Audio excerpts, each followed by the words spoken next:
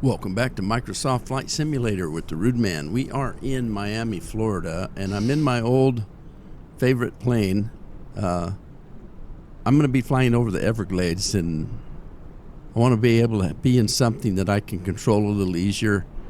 And if I have to come down, I might be able to land this thing in a lot shorter area than that jet. And I haven't flown it for a while, and this is my favorite plane, so I'm gonna fly the Grand Caravan today. Let's get started. I've got a route. Let me show you. We're gonna be heading north from Miami. We're gonna go northwest to the west coast of Florida, up a little bit, following the coastline, until we get up into the northern part of Florida, almost into Georgia. And from this point, it's going to be our stopping point, and then the next leg we'll be heading west, and we'll be heading towards California. So now, since I'm in a slower plane, I was trying not to put so many miles on, but I've got 83 there, I've got 145 here, and 102 there.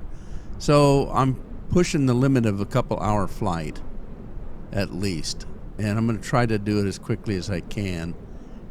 So let's get going. As you can see from the map, we're going to be flying right over the Everglades. That might be interesting. But I'm going to go in and set this flight plan in, and then I'll be back.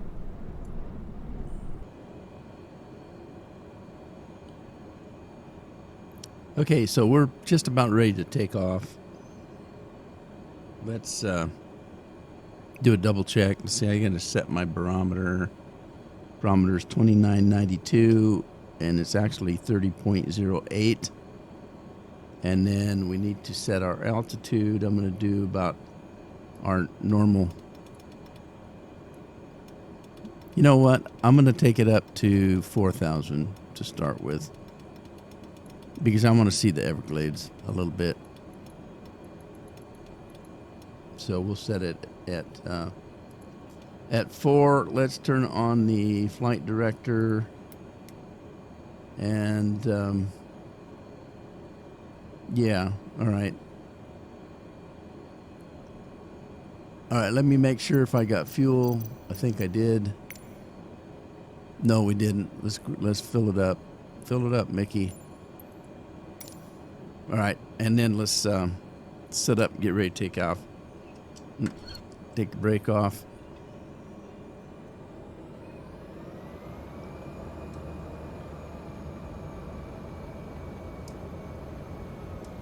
Okay, there is one thing I need to do. Let me stop.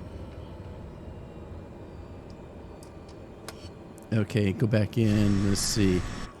Let's look at the dash here, because I didn't set it to GPS mode. Let's do that. Okay, and we're going to be heading the opposite direction. So sit up in the seat, take the brake off again.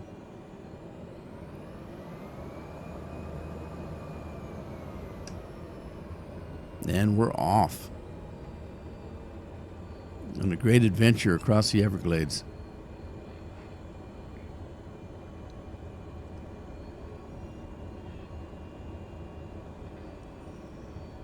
This is my go-to airplane because it's not too small, it's not too big. It's big enough to haul some people if I wanted to haul 8 people.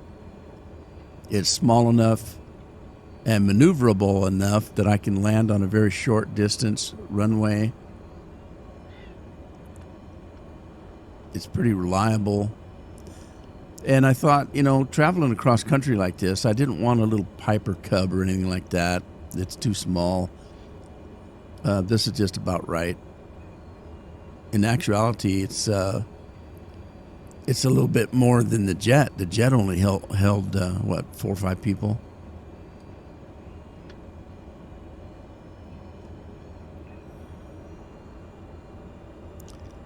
All right, I know there's a runway around here.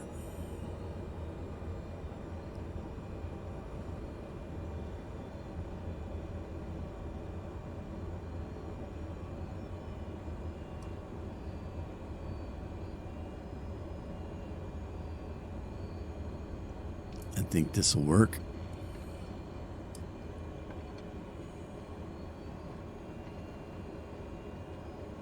So we do have some clouds. I studied the METAR weather reports and trying to learn how to use it.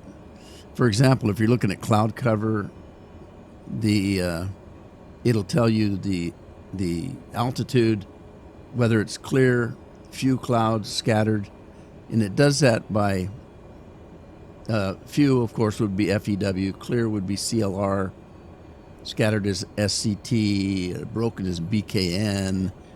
So you're looking for stuff like that and then trying to translate it.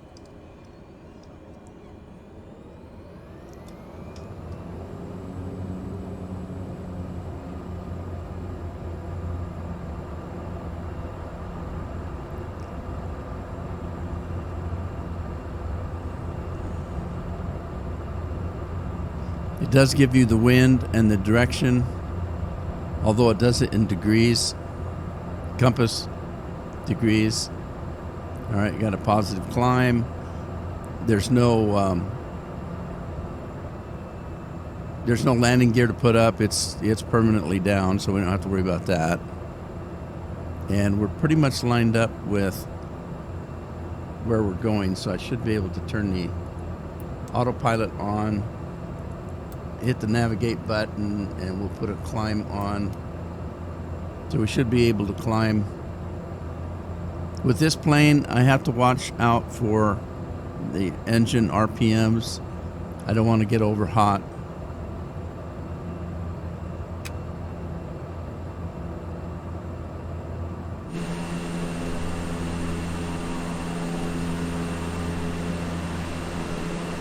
Cloud situation isn't too bad. We ought to have some visibility.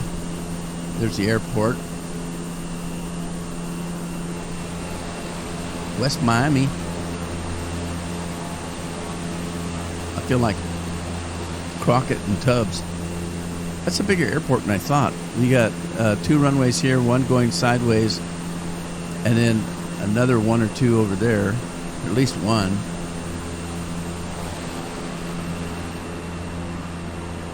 Now, take a good look at the civilization here because we're going to be flying right out of it.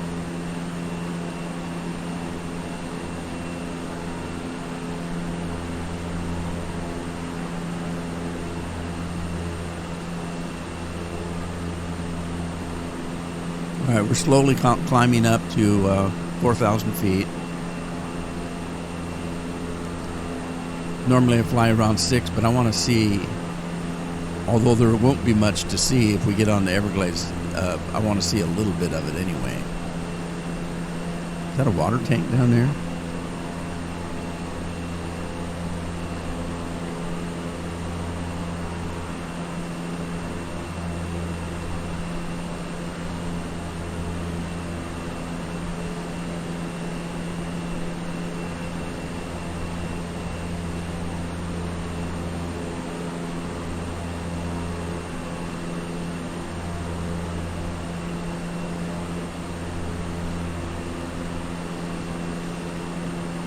Alrighty, well, I'm doing okay on RPMs.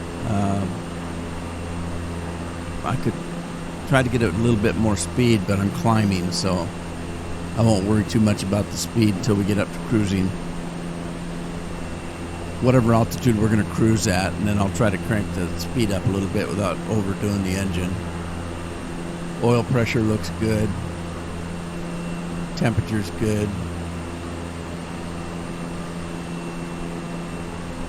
I could probably give it a little more throttle.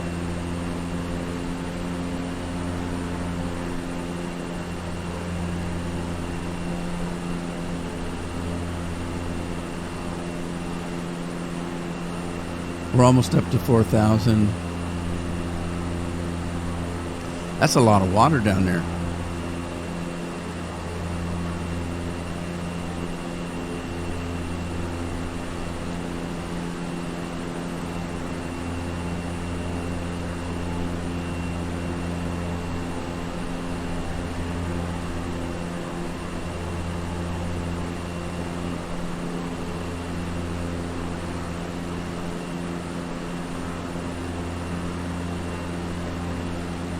All right, speed is picking up.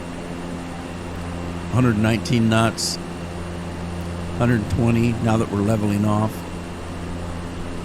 Speed's coming up nicely. I'd like to be between 150 and 170 if I don't overtax the engines.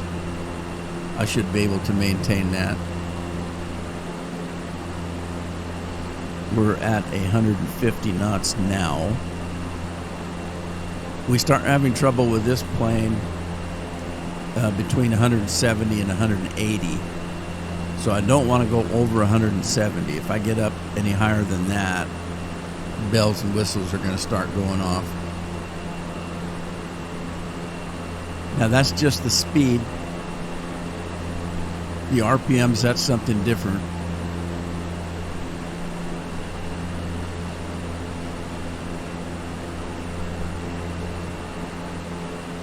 I'm not going to have the speed I had in that jet, so it's going to be a little bit longer trip.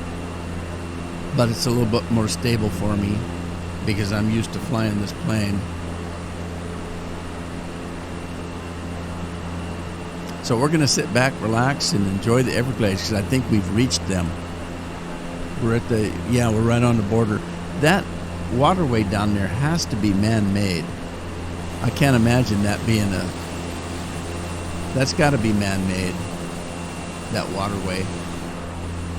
But it pretty much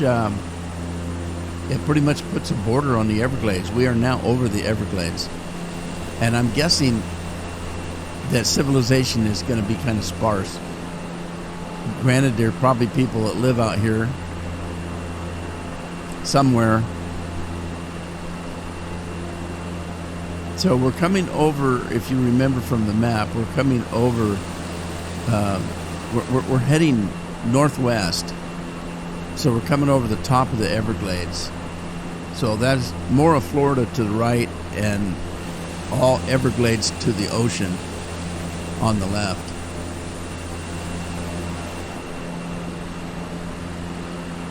Everglades is a big place.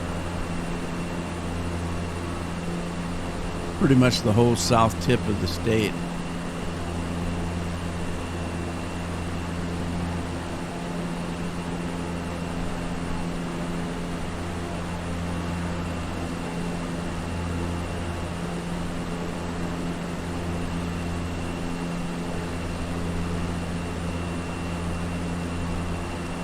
Let me look at something here.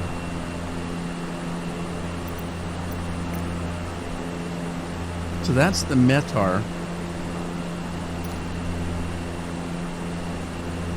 So this is kind of nice. We can select an airport to get a listing from. What's the first airport? KAPF. KAPF is showing us our route. So we can check Miami, we can check Naples, that's our destination.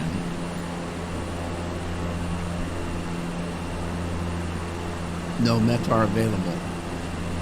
Yeah, I'd have to get it from the internet, which is fine. We can do that.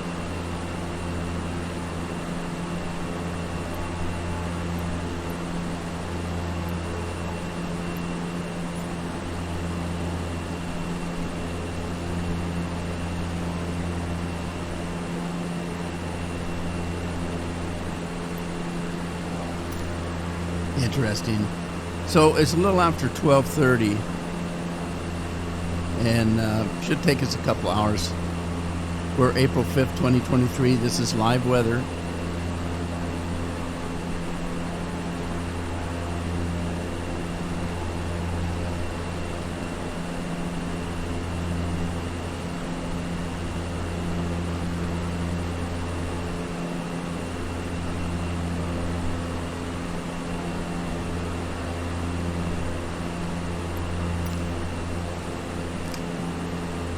Dade Collier TMG, is that what that says, or is that transition? I don't know what that is. It's an airport, obviously, but I mean, I don't know. At first I thought that said training, but I'm not sure now.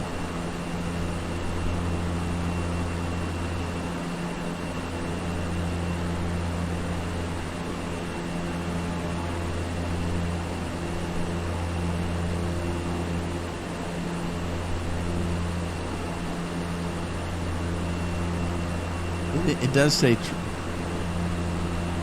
training. Dade Collier Training and Transition. And then there's another little one just beyond that that's called Oasis Range. Is it range or ranch? Let me see here. Oasis Ranger Station, U.S. government. So the one just beyond Dade Collier is a government facility.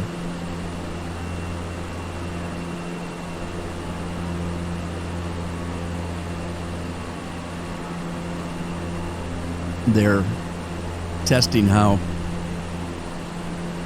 succulent the gator meat in the stew is. In the gumbo. I don't know what gumbo is. I've heard of it, but I don't know what it is. Is it like a stew? Gumbo? And what's it made out of? Shrimp? Is it made out of shrimp? I should look it up. What the hell is gumbo? It's funny sounding to me.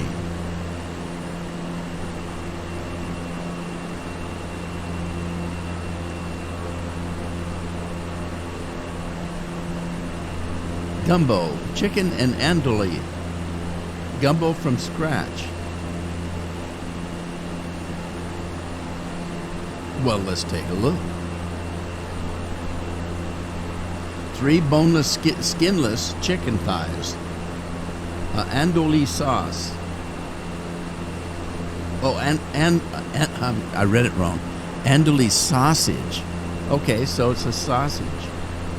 That actually, I've had that. That's pretty good sausage. Vegetable oil,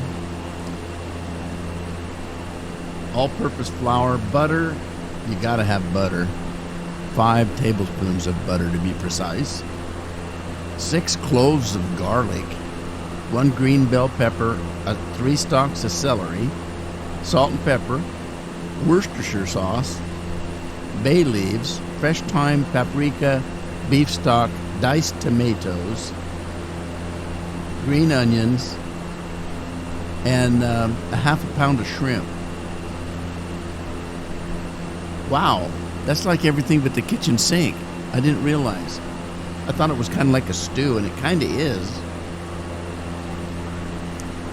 I would say it looks good except for the shrimp. I don't eat shrimp.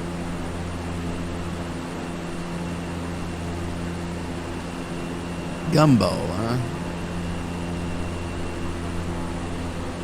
I had some minestrone soup that had that andouille. I don't know if I'm pronouncing it right. Andouille sausage.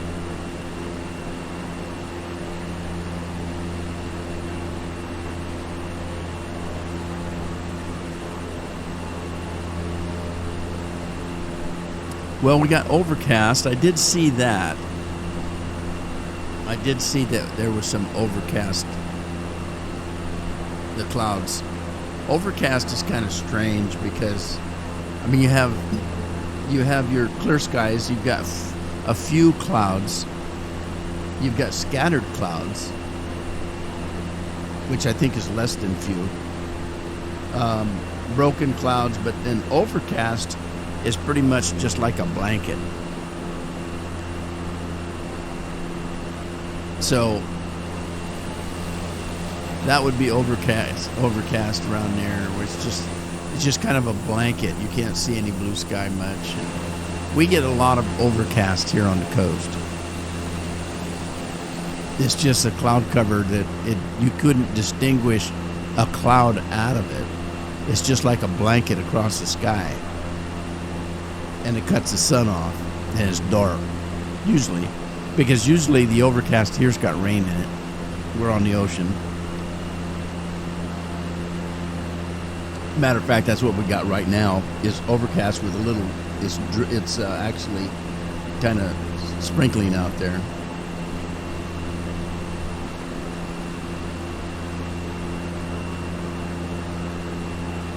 It's just enough of a blanket to cut the sun out, so there's no shadows or anything. It's not completely dark, but it's not completely light either. Romer Ranch. They grow roamers there, I guess.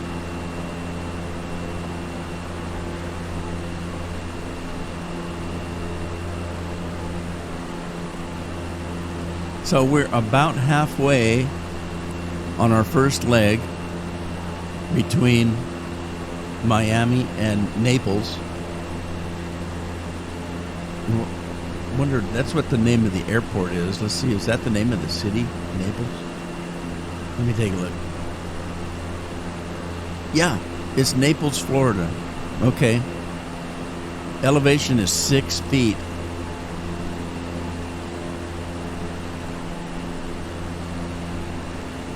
It's got aprons, taxiways, a tower, object, parking, fuel, procedures, ALS and BASL or SI.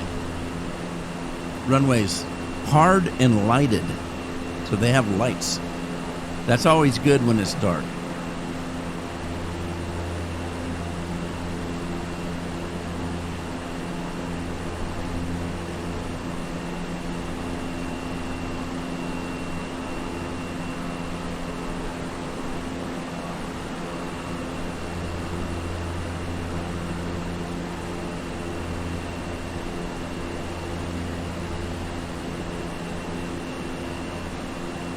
Lost Horn Ranch. Well, I'm thinking the guy was traveling along on his horse and he dropped a horn and he couldn't find it, so he decided, well, let's just build a ranch here.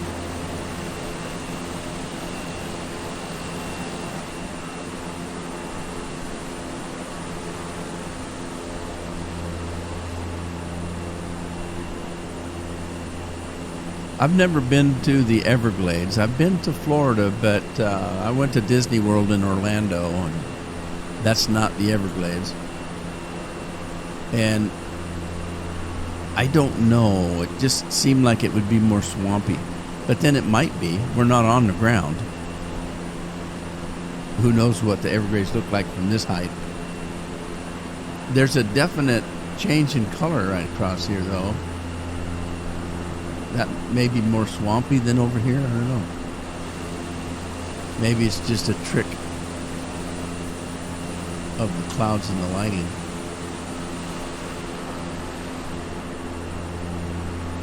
This thing's a lot slower than a jet, isn't it? So we're up to 165 nautical miles per hour. That's about where I want to be. If I get much past 170, I'm in trouble, so I'll just leave it at that. I won't try to mess with it. I could probably change it by messing with the pitch of the prop RPM, but I don't like to. I've messed with this before and ended up bringing the plane down. So I don't like messing with this. So this is your control for your prop. You can change the RPM between max and minimum. I usually leave it in the middle. And the last time I tried to mess with it, like I said, I almost brought the plane down. I was dinking with the propeller RPM, and I think I overdid it. And my RPM, I think I burned the engine up, because when I was doing that, I was doing about 140 miles an hour, and I wanted to get it up to 170. So I thought, well, I'm going to try to mess with this and see how that does, what it does. And I started messing with it. And this was early on when I'd never flown a plane that had a prop control like this. And so I started messing with it. And then when I got back up here, I heard a noise. And I came back to see what I was listening to, and I came over here, and the oil pressure here, this PSI, was all the way pegged to the bottom. I had no oil pressure. Over here on the dash, it said oil pressure in bright red, and my RPMs dropped all the way down to almost off, and I was at full throttle. So I think I burned the engine up. And I was coming down. I couldn't stay in the air. I got down, my speed got clear down to like 50 and 60 and was getting ready to nosedive when I just I chickened out and shut the game down because I knew I was going to crash. And I couldn't bring the pressure back up. I don't know what I did, but I think when I was messing with the RPMs, I must have burned up the engine. So that's why I'm very cautious about not going over this red line here with my throttle. I mean, I'm a little bit higher than I normally am. If you notice, I got a bug right there. I set a bug that I want to stay around so that if I get too far beyond that, it's going to let me know what's going on. But as long as I can see this and everything's hunky-dory, like we're in the green, and we're in the green on the pressure, but there's not much green there, as you can see. So when I say it was clear down here, that meant like there was no oil pressure. None. And that was pretty scary.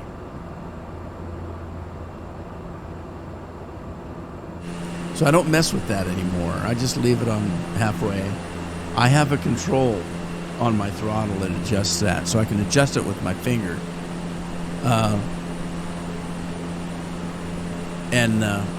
That was too damn convenient. I was messing with it and I shouldn't have been. Let me check the barometer and see if it's changed any. Looking at right here. It changed an inch. Okay. No biggie.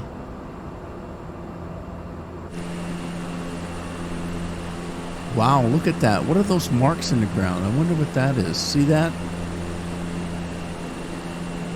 That can't be natural.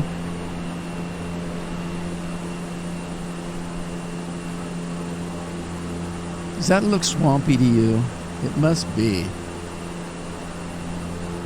I should bring up Google Maps and look at that and see what it... Google Maps is a little bit more detailed than Bing Maps is. But hey, it's a Microsoft game, so if he wants to use his own satellites, that's fine with me, I guess.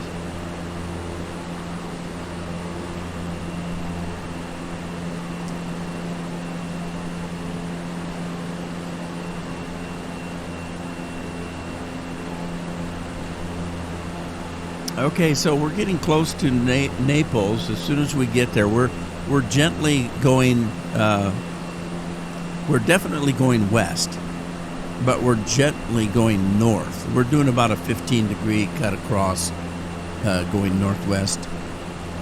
When we get to Naples, we're going to make a significant right-hand turn, more than 45 degree.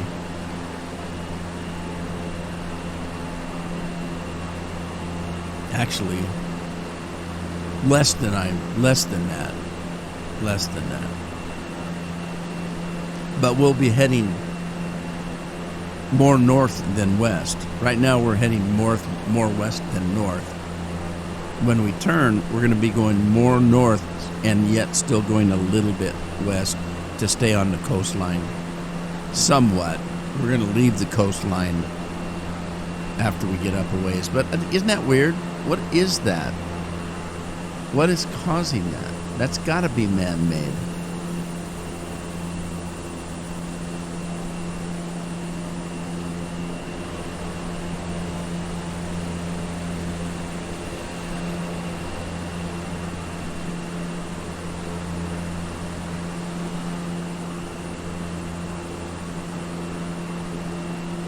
Looks like it goes over there too.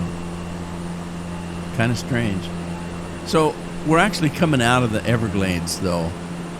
So we're a little bit more into, that might be civilization up there, because we're real close to coming out. Just by the time we hit Naples, we'll be right at the border of the top of the Everglades. So that's where we're going. There's a plane over here. That's probably the airport we're going to. That's the ocean out there. So yeah, we're right. This must be right here. right here must be the border of the Everglades. According to the map, I'm looking at a map. So, Marco Island, where's Polo? Anybody play that stupid game? I remember going to swimming pools when I was a kid and other people playing that game. I had no idea what the hell they were doing. Why are these people screaming Marco Polo? Were they historians or something?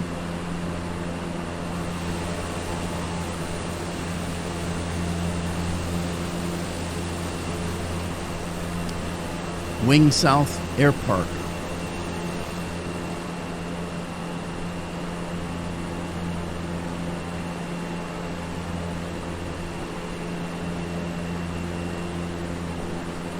Well, alrighty then. It turned out to be a nicer day than I thought it was going to be. I thought we were going to have lots of clouds.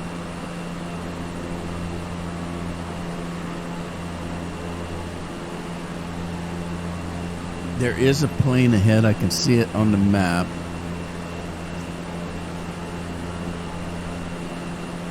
I got little nav map up, and it shows me air traffic. And it's, as far as I know, it's live air traffic.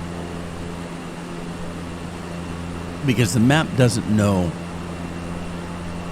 that I'm flying at 1 o'clock. It thinks I'm flying now live, I think. Well, I shouldn't say that. I have no idea how it works. I just know that when there's when I see another plane on the map, I should be able to see it in the game. Because there is a Skyhawk flying at 996 feet, so it's below us. But it's just to the southeast of the airport that we're going to right there. So that's it right there. You can see it. That's a beacon light from that airplane. I don't know what he's doing. He's barely moving, but he's flying north.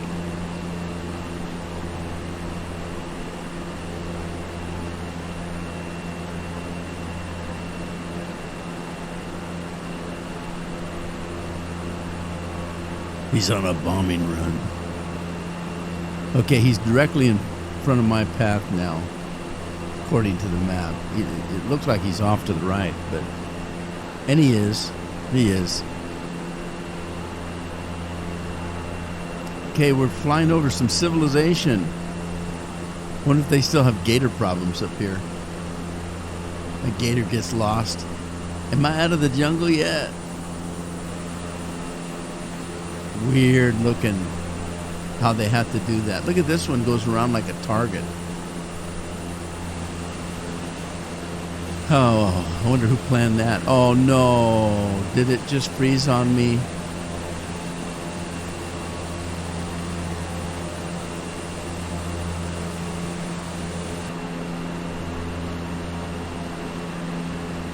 Welcome back to Microsoft. I crashed. The game did. I didn't crash. The game crashed. And it was late, and so I thought, you know what? I'm just going to wait till tomorrow. So I'm back, and what we were doing, let me show you. We were just coming to the west coast of Florida, the peninsula. I guess they call it a peninsula. The thing that sticks out like a sore thumb at the bottom of our country, Florida. Anyway, we were coming to this airport here called Naples Municipal. And we were right about here when the damn game froze. So I just started here and took off from Naples. I made a great big circle here. And we're going to come over Naples and pick up our course again. So let me come inside. We're going to kick on the the autopilot. We'll hit navigate here. And then I'm going to go ahead and see if I can pick this course up. And again, what we were doing, we were coming across from Miami here, heading over to Naples, and then we're going to go straight north. Well, not straight north, but kind of northwest up the coast. Let me zoom out a little bit too much. And we're going to end up here at Lake City, which is going to be at the top of Florida, and then from there we're going to go west to California. And of course, the West California, that's a story for another day. So, but that's what we're going to do today, is finish what we started yesterday. Now the weather's a little bit different, as you can see. It looks like we've got some rain clouds going here. And we're at 2,500 feet. And I'm supposed to go to 6,000, but I don't think I'm going to. I think I'm going to drop that down to 25 for now. And try to stay under those dark clouds. Alright, so let's set that. Set our barometer. I forgot to do that when I took off. Barometer's up a little higher than what it was. But we're going to sit back and enjoy what we can see until we hit those storm clouds. It looks like it's like a blanket. If we can stay under it, we'll be just fine.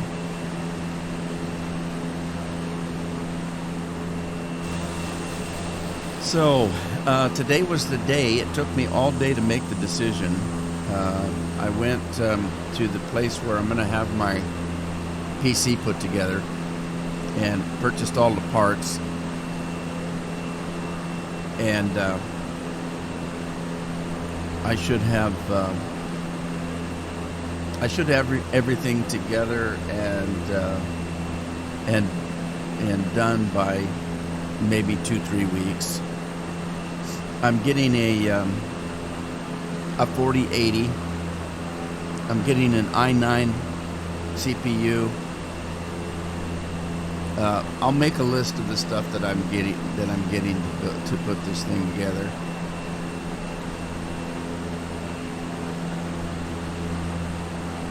But yeah, it took me most of the day to decide to do it. I just started thinking about what I wanted in the PC, what I wanted it to look like, and then I sat around for a couple hours before I actually pushed the button, because it's a lot of money. But we'll take a look at it when I get everything put together.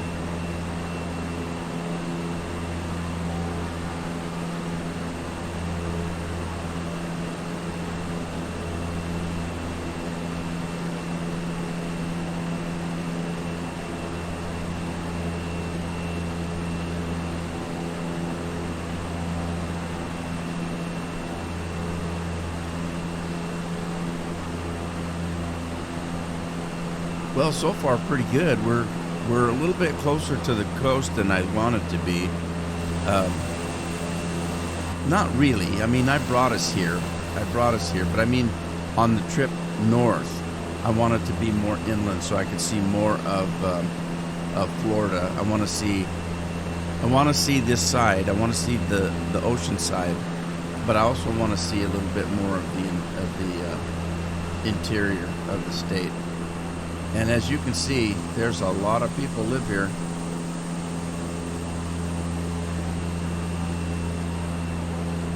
And there's a lot of water. Look at that.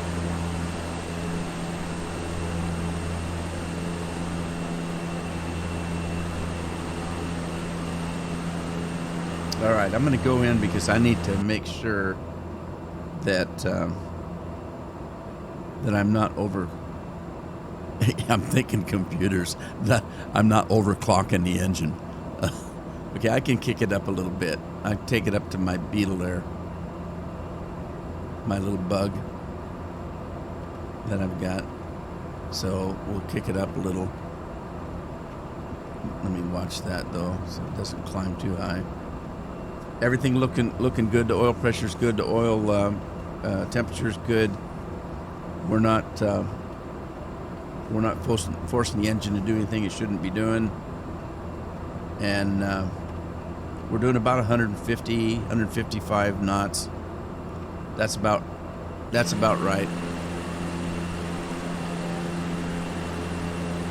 We doggies, we're on our way.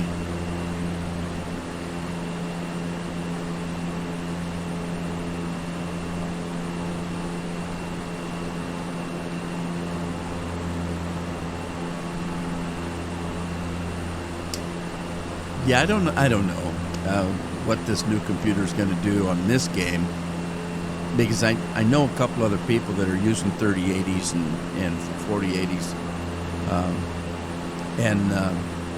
and they still have some stuttering issues at times.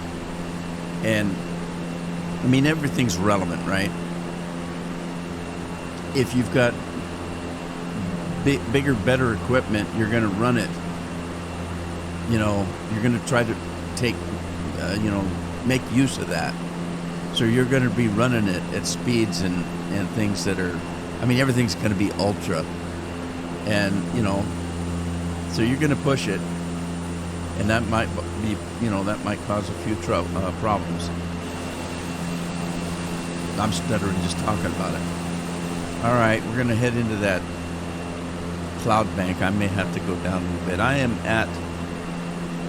at 28 now, and I was going to try to be at 25 so I could come down a little bit.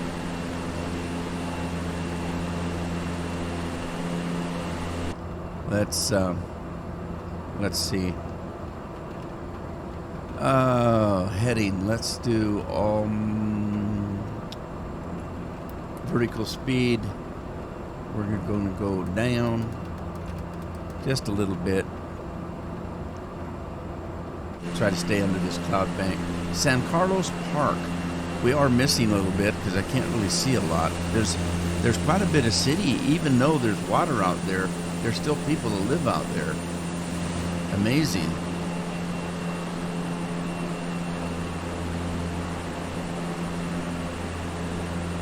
Humans, you just can't keep them down.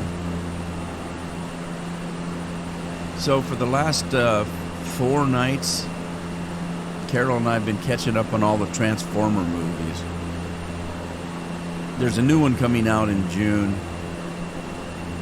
As a matter of fact, it comes out on our anniversary.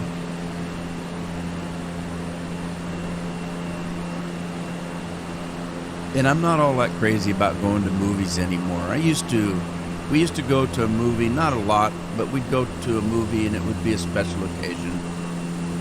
I mean, literally, you go to a movie, you're spending $50 for 2 people at a minimum. And that's without having dinner or anything. That's just soda and popcorn and 2 movie tickets. But it's a special occasion for us. We don't get out much. And we enjoyed movies. But ever since you know what happened and everything got shut down, I don't care if I go to a movie now or not. I'm just as happy buying a movie and watching it at home. For the price of what it costs us to go see a movie, I could buy 2 copies of it or more.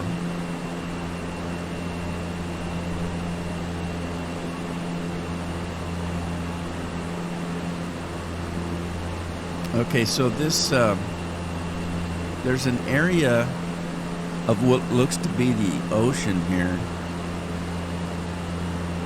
that kind of comes into the state here. That's right in here.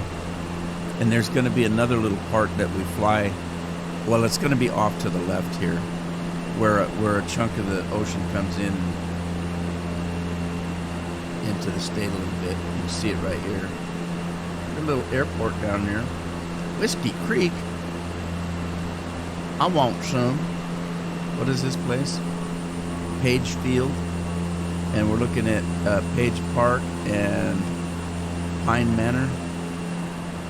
Bunch of little towns down here. Fort Myers. I've heard of Fort Myers.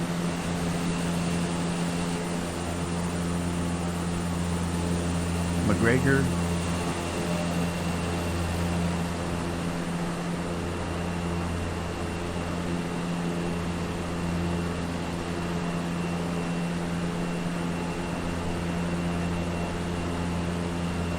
Okay, so yeah, this is kind of like a big river kind of that comes in from the ocean. I'm trying to look to see if there's actually a river attached to it. It's hard to tell. Again, the map that I'm looking at is a flight map. It's not a topographical map. Calusa downtown. Now look, there's some good-sized buildings down there. So that's not a small town. And look at all the houses. Look at all of that. That's all people. All of that.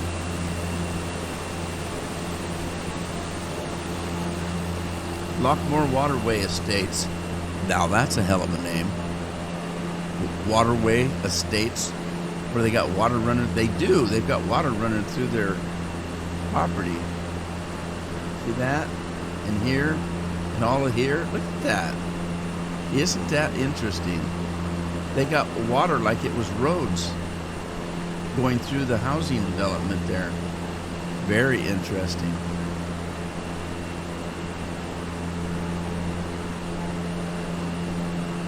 Palmona Park.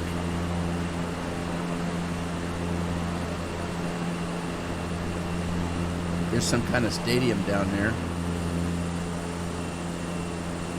Baseball fields, 2 baseball fields, and a football field, looks like. Got to be some kind of either college or school, I would think.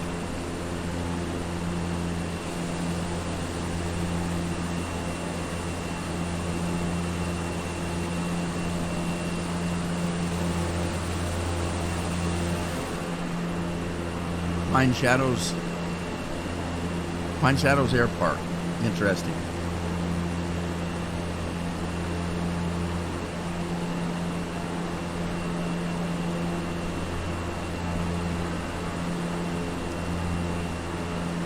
You know, as you fly over America, the more things that look similar, for just as many things that look similar, there's things that are different about each state, about each area.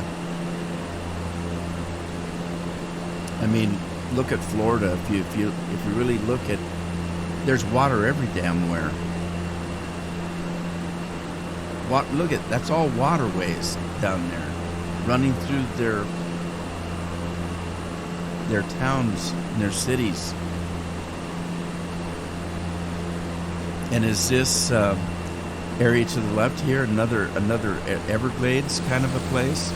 Now see, there's the state. You can see there's a great big chunk of ocean that comes in right here to the left, because that's more of the state over there where I'm pointing, and you know, the state border goes that way, and then this big chunk of ocean comes in right here.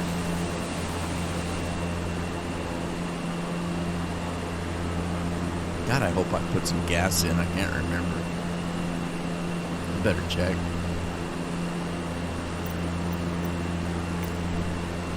Oh yeah, I did. Thank goodness.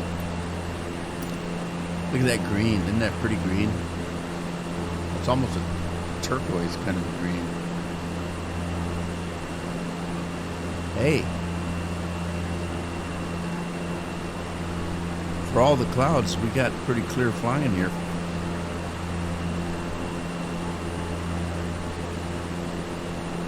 I'm keeping my fingers crossed that I don't freeze up again. I know there's a guy that I watch, and he's running a 4080.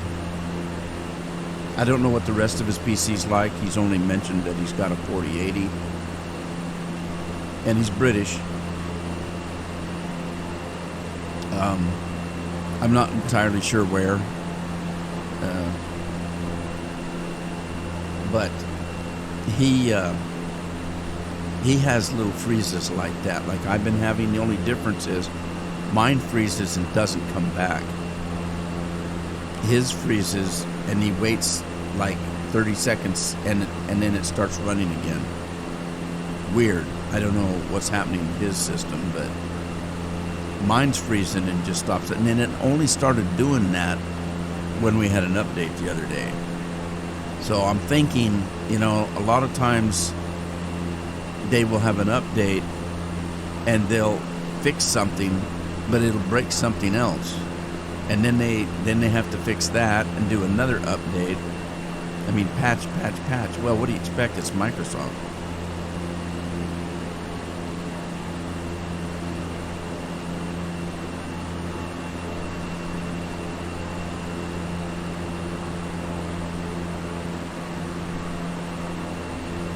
Punta Gorda. What is that? What does that mean? Yeah, see, there's a little bit of swampy area here. I don't know if they'd call it Everglade area, but it looks the same as what we flew over before.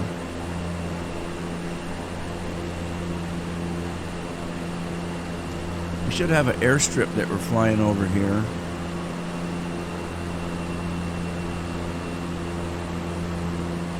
I think that's what that Punta Gorda is. It's an airport.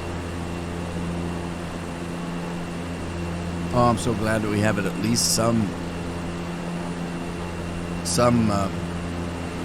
view through these clouds.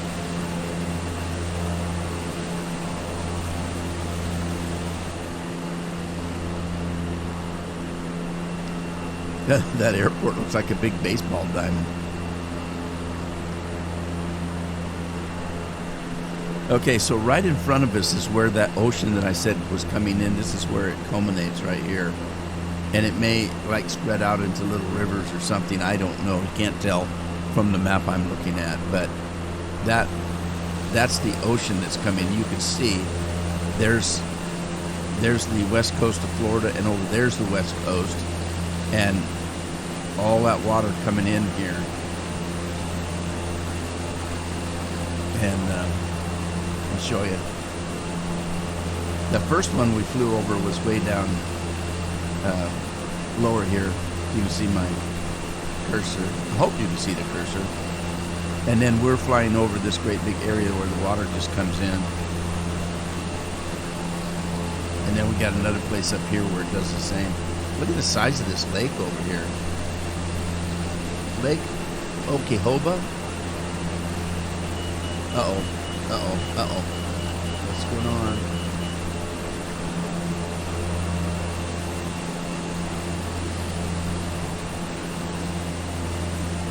What's happening?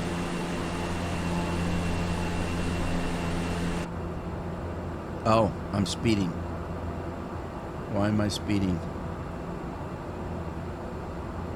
Let me pull back a little bit.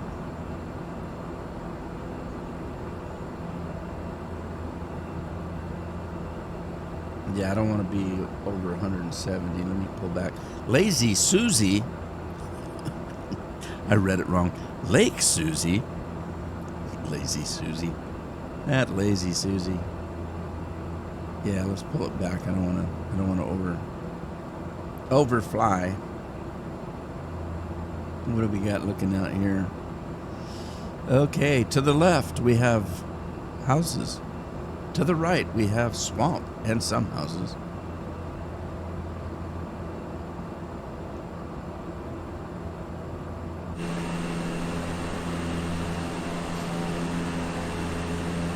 All right, I need a little refreshment.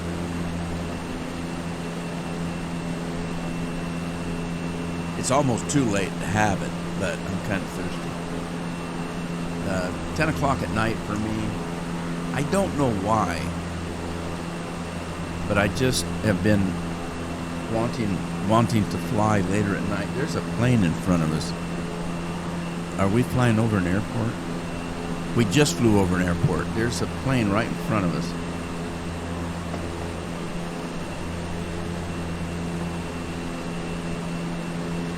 Let me figure out what it is. It's a Skyhawk, and I can't tell. Wow, I can't tell. It looks like it's about the same. I think it's a little bit above us, but it's going to fly. Well, according to the map, it's flying right towards us, but it doesn't look like it is.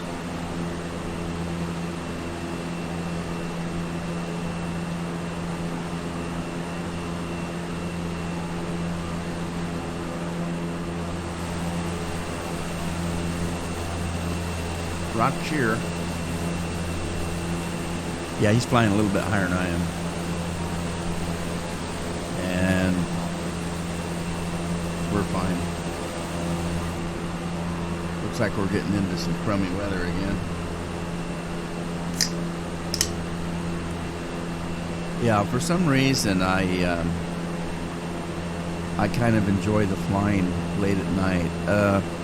If I'm flying during the day, it seems like there's too much stuff going on. Kids running in. Well, of course they were at school today, but at night everybody's down and out, and it's quiet, and it's just nice to just sit back and fly.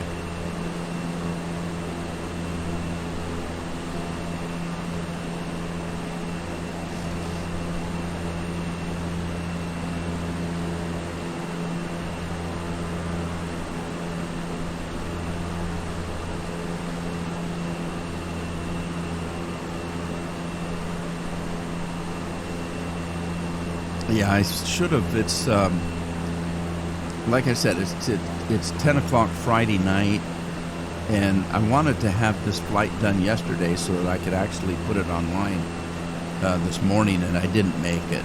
So I'll probably save this for Monday. Monday's a holiday, though. I don't know what I'll be doing, but it's Easter weekend for us here in the United States. It's, of course, Passover for other people, and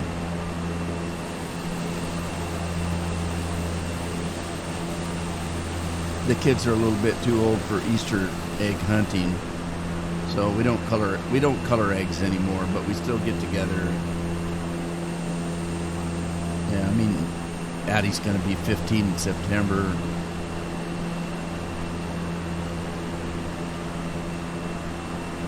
Jagan just turned 12 just a couple weeks ago. While we were on holiday, he had his birthday.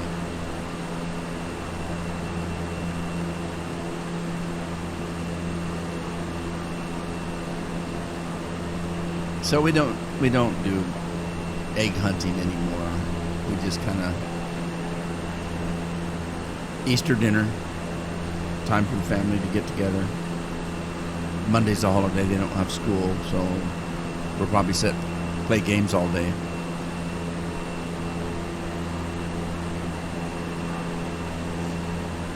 That's what we did.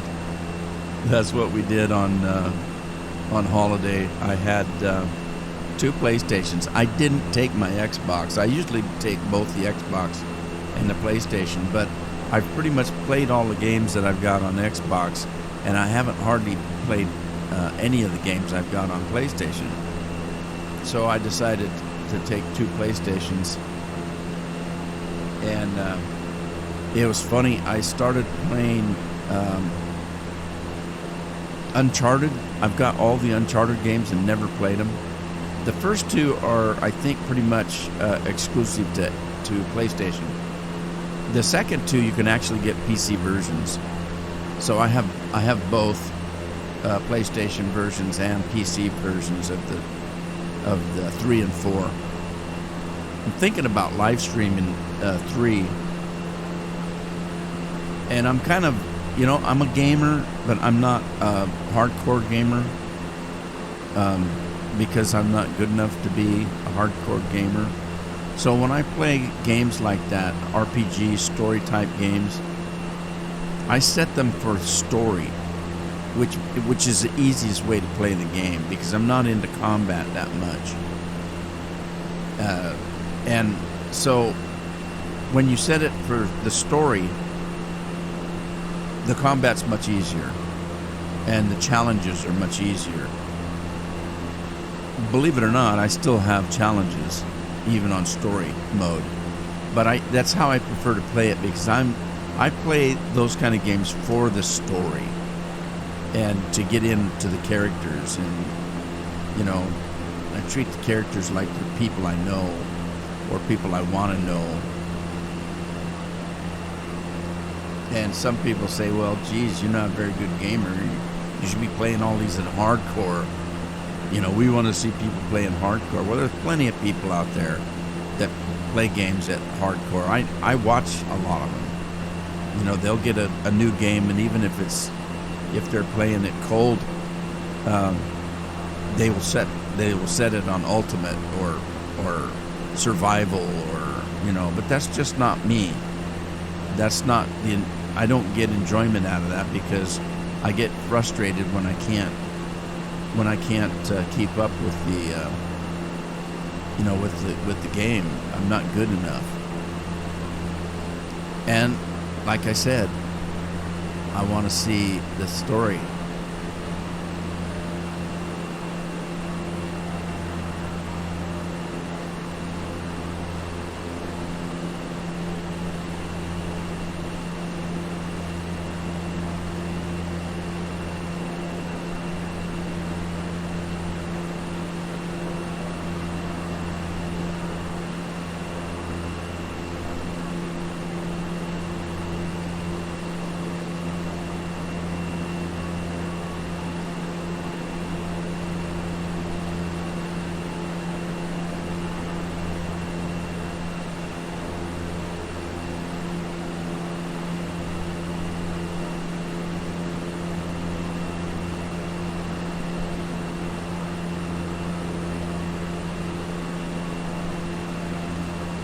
I just thought I saw a UFO in my game, and it was a bug landed on the screen.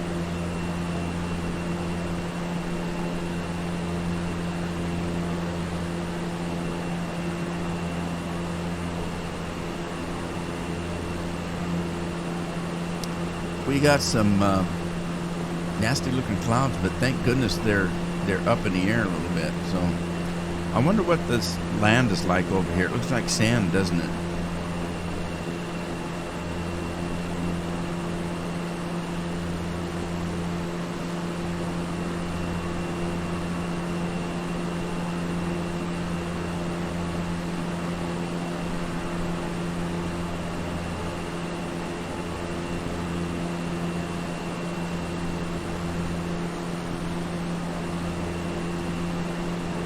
Some kind of farming down there. Don't know what.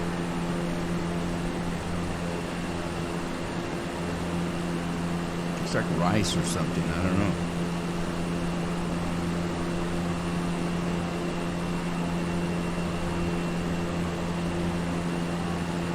Rice-a-roni, the San Francisco treat. Dirty old San Francisco. That's heartbreaking. You have to have a map to step over the human feces.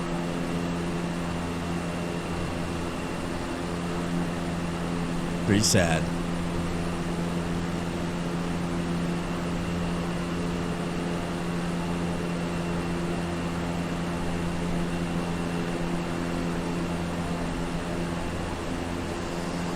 Well, let's see. We're coming up to another couple of larger airports. It's kind of easy to see the larger airports because you can see that they have glide slopes, so they're full instrument, and then some of them are just dirt runways, and a lot of them, a lot. I've said it before, but when I started flying these games and realized how many little airports there are scattered all over the country, even where I live, fly from Seattle to Portland or something, and there's little airstrips along the whole way.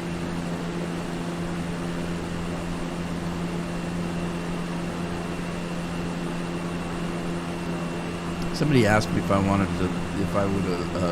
love to or like to learn to fly in real life. I don't think so. I think I'm too big a chicken.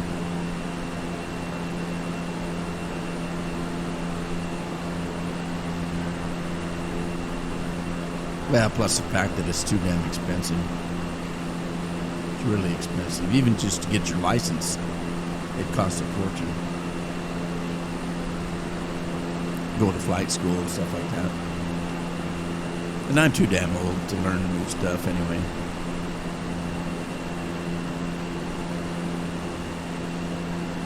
I can do this and have as much fun as I care to have.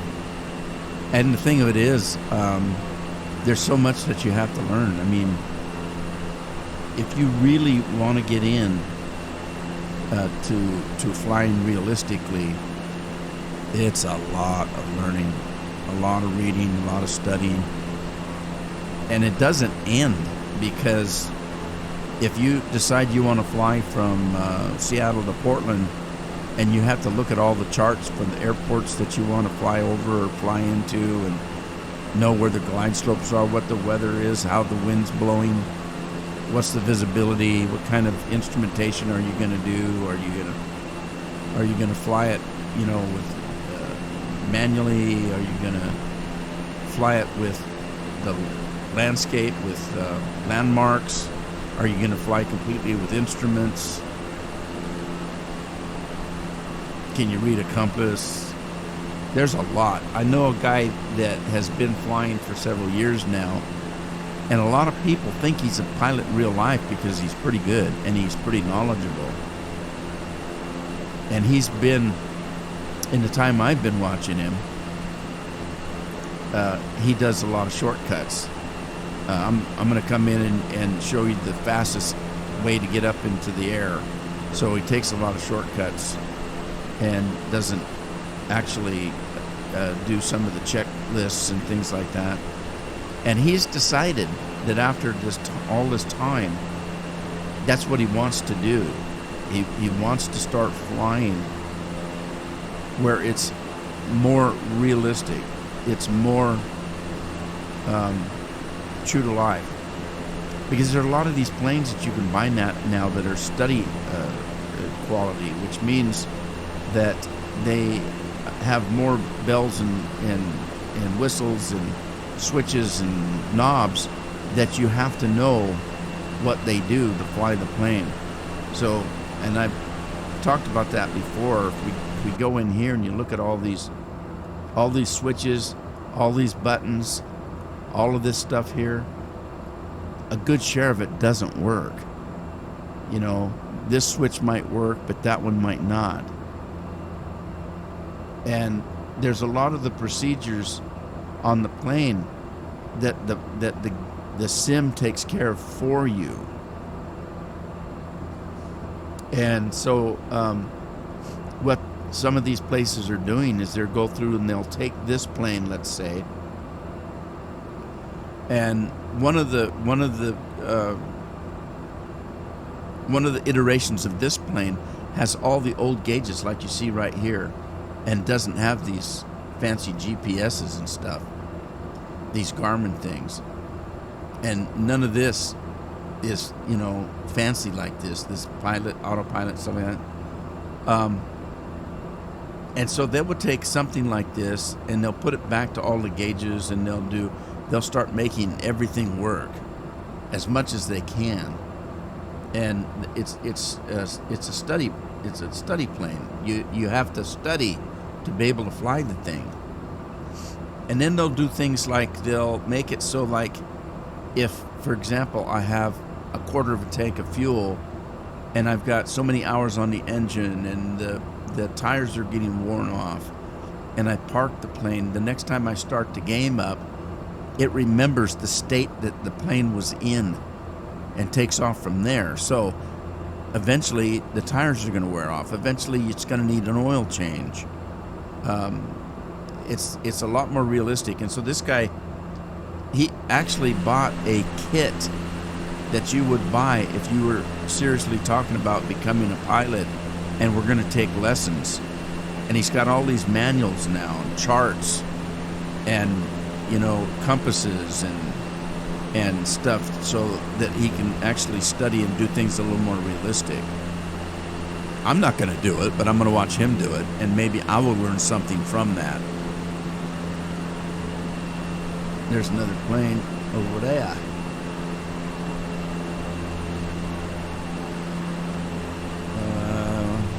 It's a Skyhawk, another Skyhawk.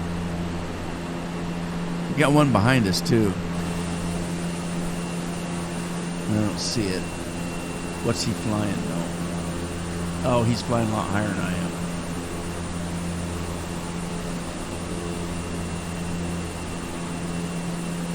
Oh no, he's not. He's at 1,300 feet. He's lower than I am. I wonder if he's heading for a an airport that's over there. Riverview.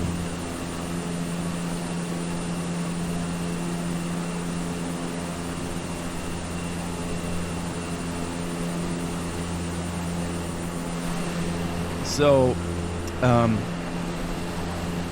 my wife, when I first started doing this, she was kind of excited because she came in and watched me start these things up and get in one of them and saw all the bells and whistles and things. She says, "Do you know what those things do?" And I said, "I know what a good sheriff would do, because you can't start the plane and get it up in the air without knowing, how to set some of the stuff."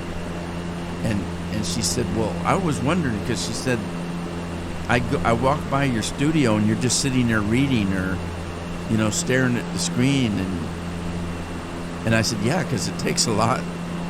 It takes a lot to learn. There's a lot to learn." This plane in particular, I could tell you, I don't start it correctly.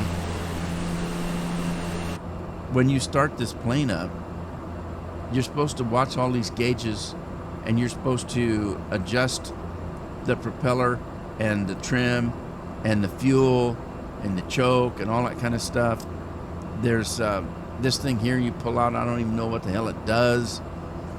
And you're supposed to start each engine one at a time and then watch until, everything's good on the thing. Did the oil temperature come up properly? Is it getting enough oil pressure?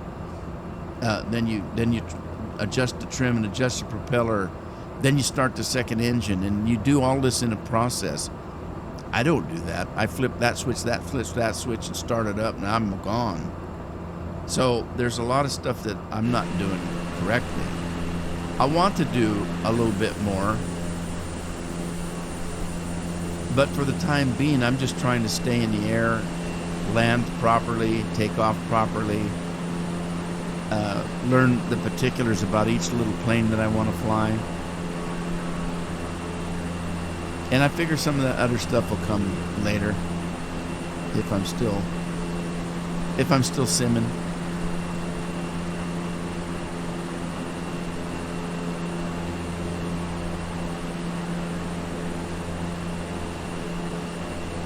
We're coming up to Tampa Bay.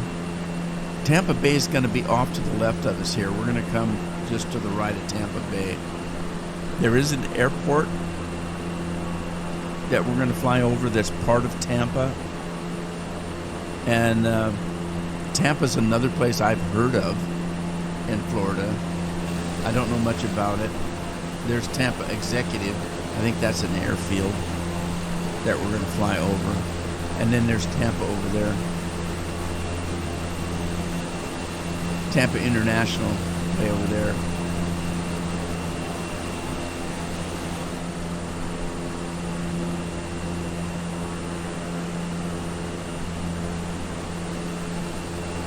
Tampa, Florida. Oh, look at the skyscrapers over there. Tampa, Florida. Good golly, Miss Molly.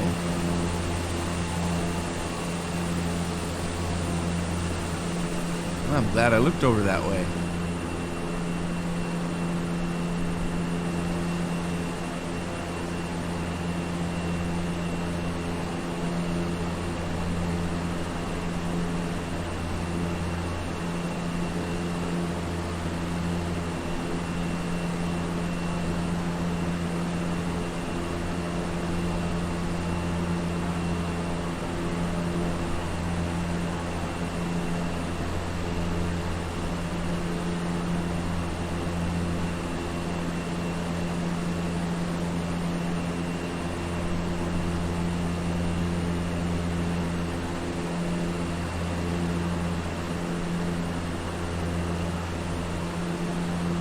What the hell did I buy? I don't know what that is. Amazon says that I've got something coming. I don't remember ordering anything. Oh, wait a minute. Yes, I do. I ordered a new pair of sunglasses. I'm sorry, they're not sunglasses. Shipped out for delivery. They're computer glasses, but they're the amber, and they're supposedly will cut out 99.5% of the Blu-rays that you get from TV and computers and cell phones, and the UV rays that you get from outside. Now, I've already got amber sunglasses that I wear. These are strictly for the computer, and they're magnifying because I have 20/20 vision if I go outside and look down the street. But I don't care how good of vision you have. As you get older, you need help, and so I need help reading. So if I put a book in front of my face, I need a set of glasses that I can read the fine print. And I have different levels of that. For example, if I'm reading a book or I'm looking at a medicine bottle, I need a magnification of 2.5, which isn't terribly strong, but it's strong enough. But if I'm looking at a computer, I only need about 1.5. And if I sit back a little farther, like a TV,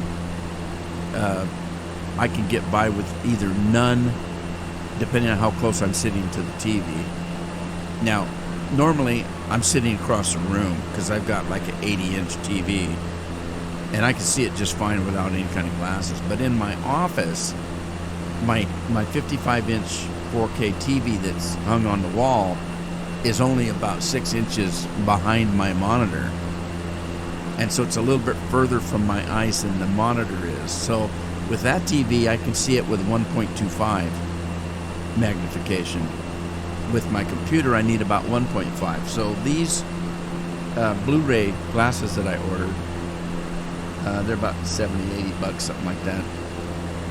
And they're about 1.5. So that means that if I'm sitting at my desk and I'm staring at a monitor, I'm only about between 1.5 feet and 2 feet away from it. At that distance, a 1.5 takes it sharpens it right up. Where if I take my glasses off right now that I'm wearing, I can still see the screen perfectly fine, but it's just a hair blurry, just a hair. Like if I'm looking at the game, at what you're looking at now, my plane flying, I can see it fine. I wouldn't necessarily have to wear these glasses. But if I go to the left and I'm looking at the map that's got some fine print on it because I'm looking for an airport, then it's blurry enough that I have to kind of squint to make out what that name of that airport is. If I drop my glasses down, I can see it perfectly fine. Okay, now look at the stuttering I'm getting. I'm getting a little nervous.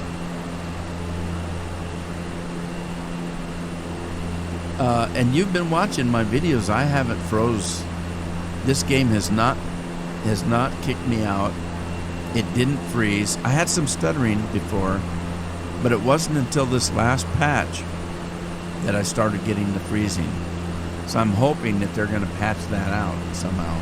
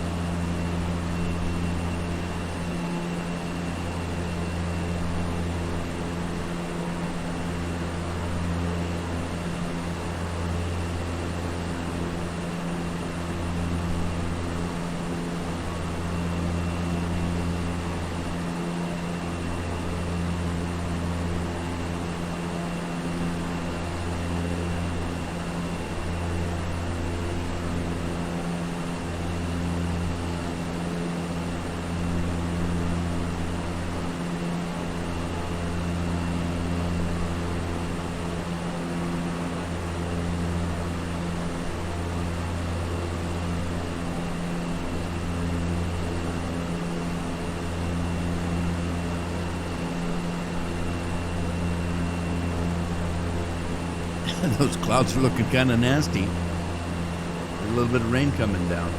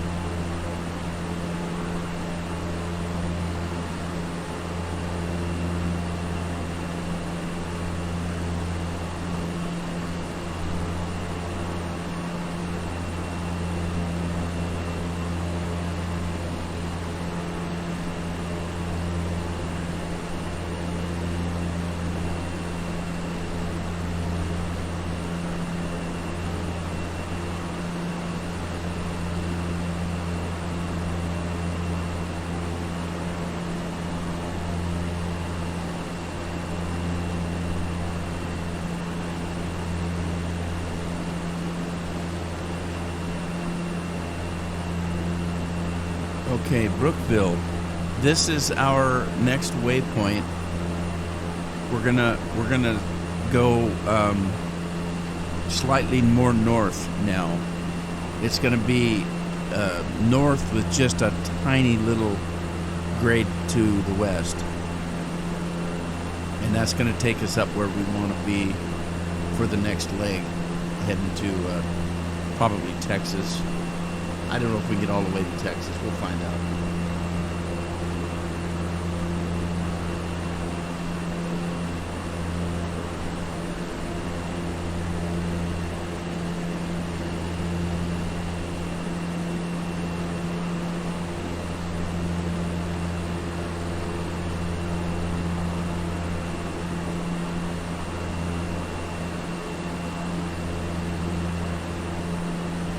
I don't even know if you'll notice it turn.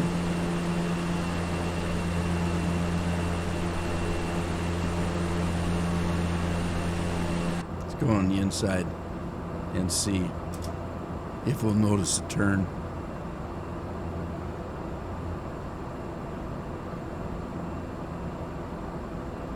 Pretty quiet up here. All right, here we go. Yeah, we got a little bit of a bank. Just a tiny hair, right straight to those clouds that are leaking.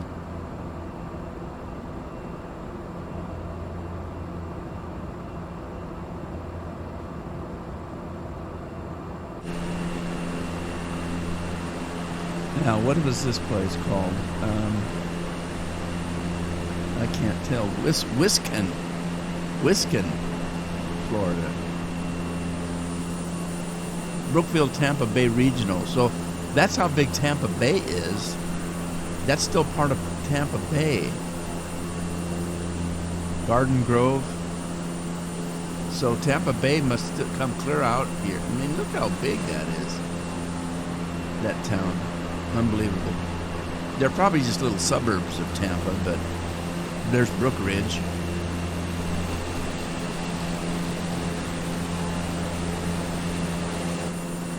I don't know what it was. I didn't see what was over there. Looking behind us, I can't really tell.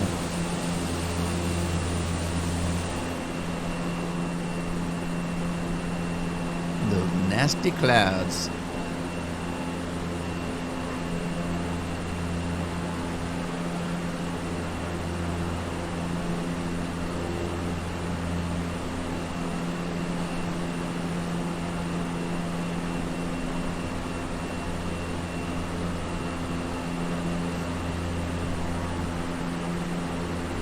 Some of the stuttering's got to be because of the weather.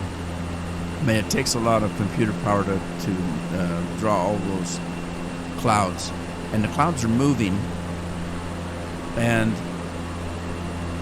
to make it all work, we have to be linked online because we're flying with actual weather.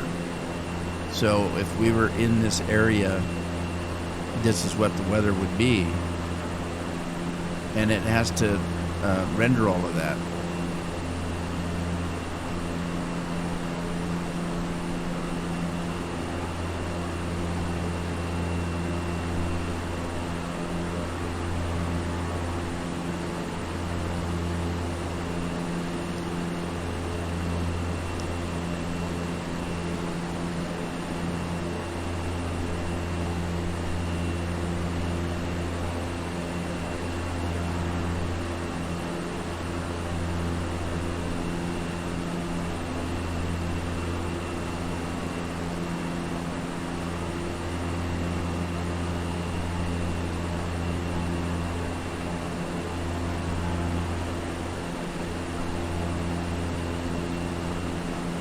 I keep waiting for a little bit of rain. We're not getting any rain on the windshield, are we? The windscreen. I flew a Baron today. The Cessna Baron. I can't remember the name of the Baron. Let me see.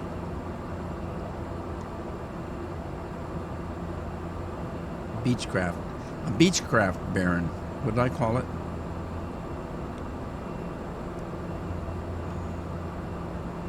Anyway, yeah, I flew it to get to today. It's got 2 engines. It's a little more powerful, but believe it or not, this one flies a little faster than that one, even though that one's got 2 engines that give it a lot more power.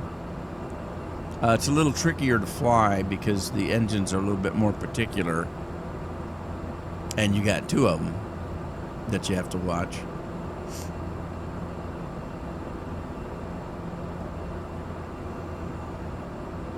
It flies a lot like this one, kind of, sort of. It's got a lot more bells and whistles on it, though. Sugar Mill Woods. That boy, there's some rain over there. There is on top of us, too.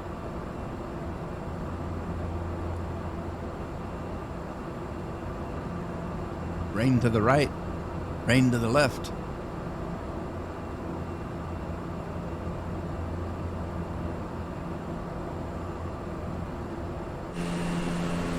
Hey, there's some farmland underneath us. One big old field. Actually not. There's several of them there, isn't there? 1, 2, 3, 4. At least 4 or 5. All that water they still need to irrigate, do they?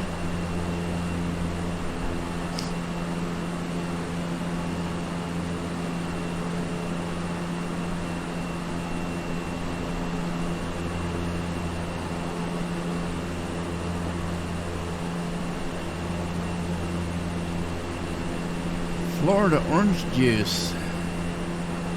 I remember commercials about Florida orange juice when I was a kid. Anita Bryant. There was a... You know what? I don't really know what the hell she was. I think she might have been a singer, an actor, a TV personality. Her name was Anita Bryant, and she was big on Florida orange juice. A lot of commercials. Let me look that up.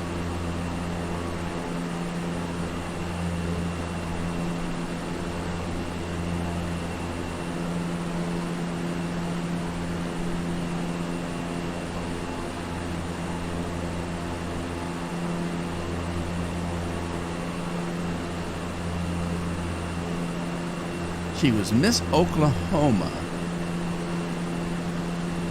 in 1958. She had 20 top hits. Wait a minute. She scored 3 top 20 hits in the United States in the early 60s and was 1958 Oklahoma Beauty Pageant winner. And she was the ambassador from 69 to 80 for the Florida Citrus Commission. So that's why she made a lot of commercials on orange juice and maybe grapefruit juice, I don't know.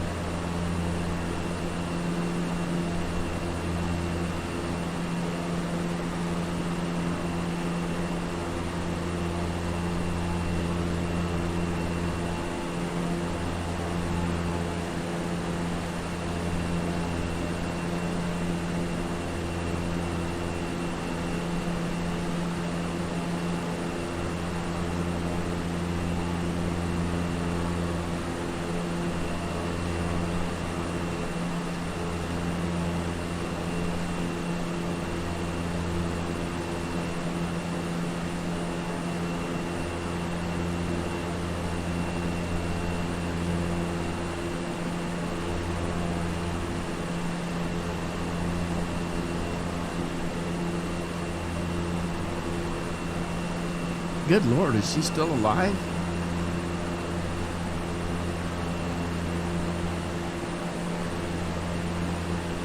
She's still alive. She's born in 1940. I didn't know she was still alive. Black Diamond, Pine Ridge, Beverly Hills. We're a long ways from California. All right, we got through that black cloud and didn't get rained on. Isn't that amazing? We might have gotten rained on if I'd have flown into it. There was certainly enough moisture.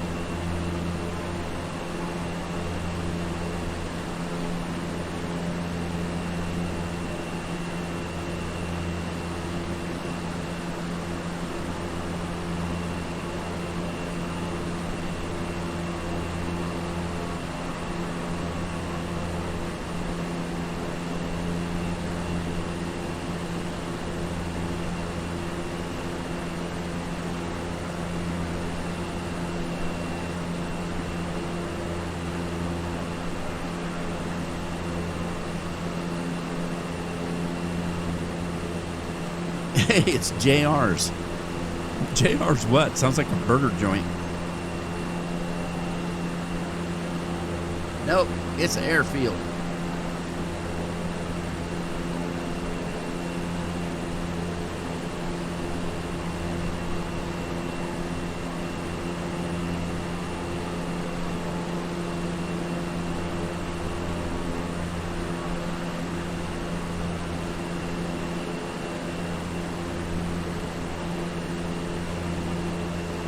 Well, we're coming right along.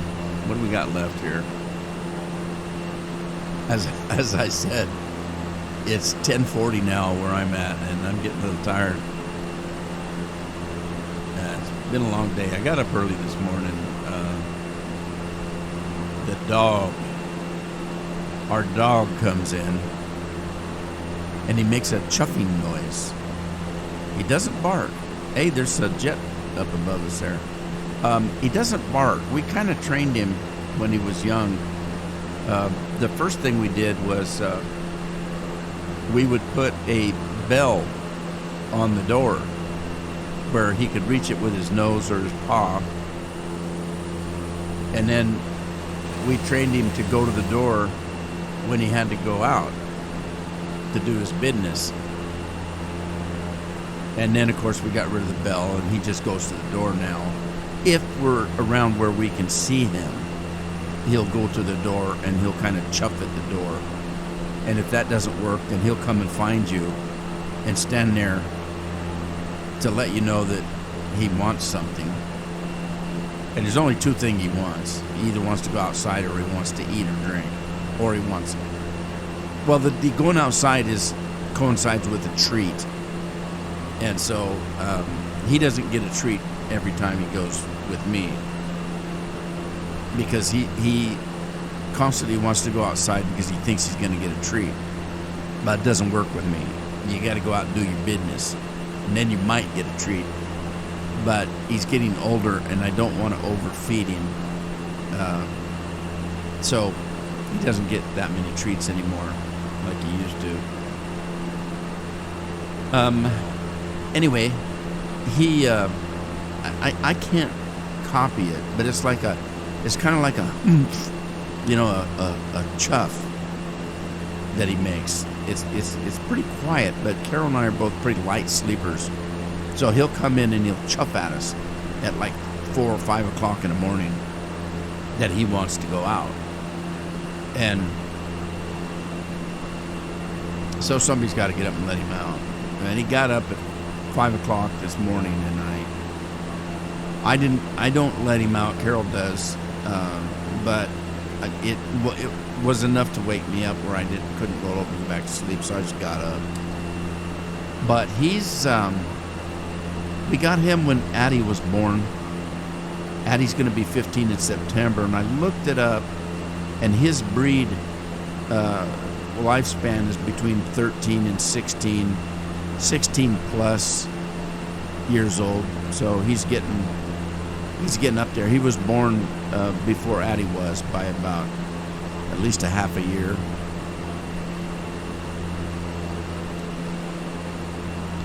So we just consider he's same age as her, so he's going to be 15, which he's not. He's going to be a little bit older than 15, but we don't know how much more really. He was a puppy when we bought him in a litter, so I don't think he's too much older than Addie is.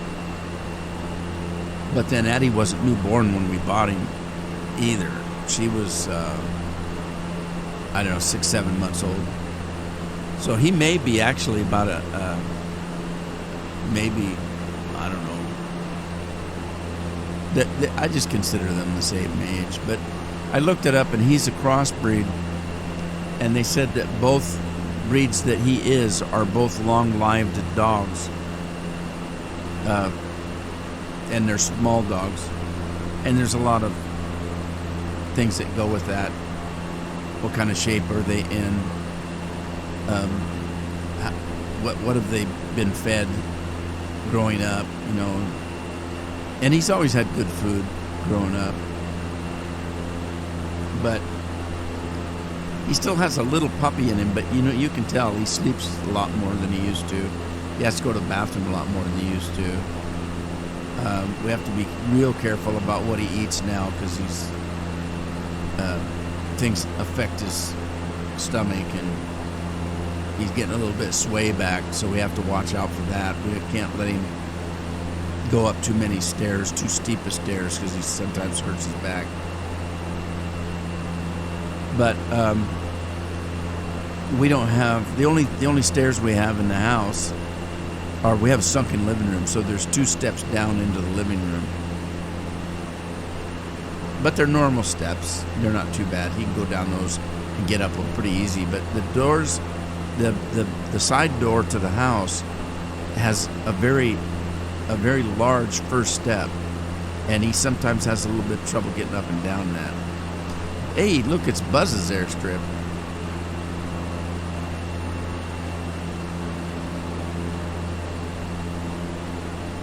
But he's a Shih Tzu crossed with a poodle. They call them sheepoos. I call them shit poos, but they call them sheepoos.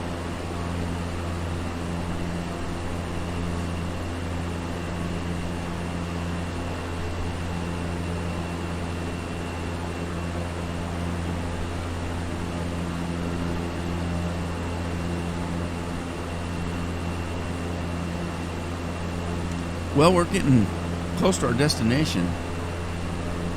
We're about, where are we? We're about halfway. You remember when I flew over that airport and I said we were going to turn just a little bit? We're about halfway to our destination on that leg. Oh, there's a Williston Municipal Airport.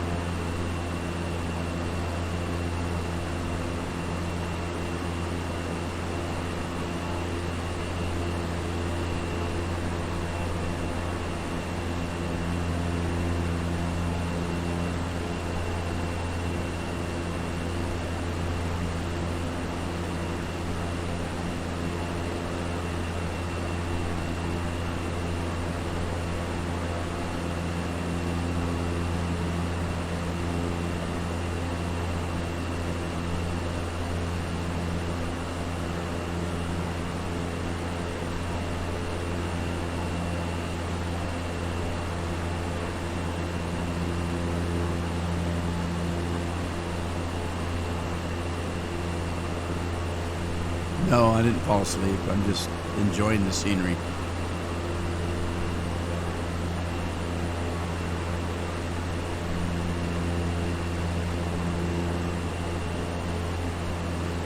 Enjoying the sunshine.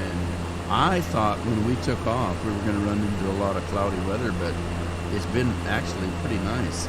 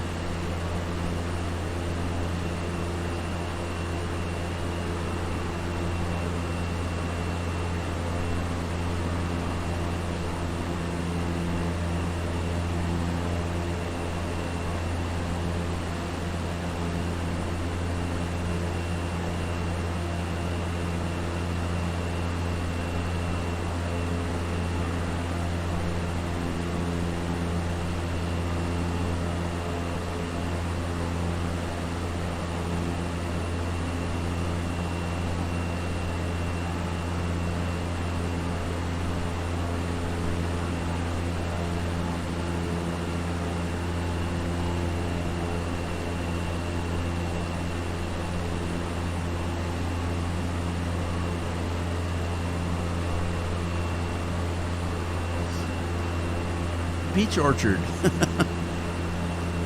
I wonder if there's actually a peach orchard next to the strip.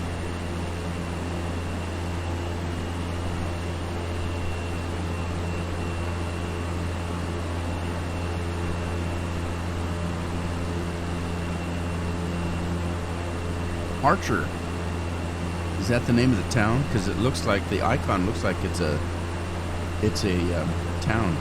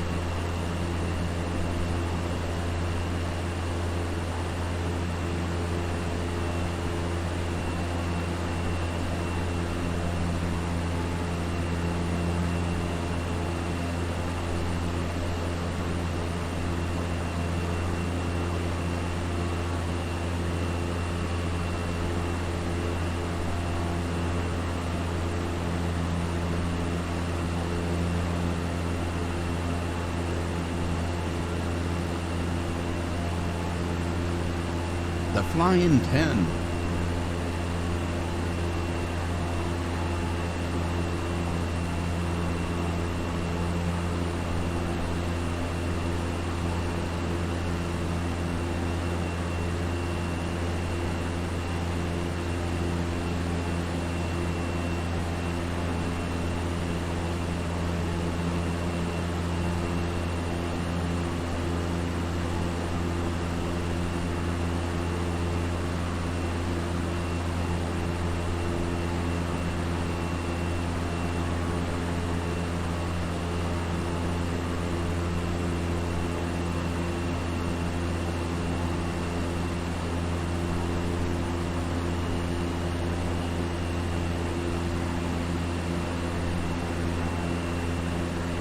Well, we're getting there. I'm going to get to go to bed and sleep here pretty soon. I'm not that tired, but 5 o'clock. 5 o'clock isn't necessarily that early for me. I'm usually up by 6. But sometimes I'll wake up. The other night I woke up at 2:30 and just couldn't go back to sleep and just got up. I don't try to go back to sleep if I can't. You just stress yourself out. So if I wake up at 2:30 and I'm wide awake, I just get up and I'll read. I'll watch something on YouTube, maybe play a game, something to keep my mind, occupado. Within 20 minutes, I'm sleepy again, so I'll just walk back in, lay down, and go to sleep. But if I try to fight it,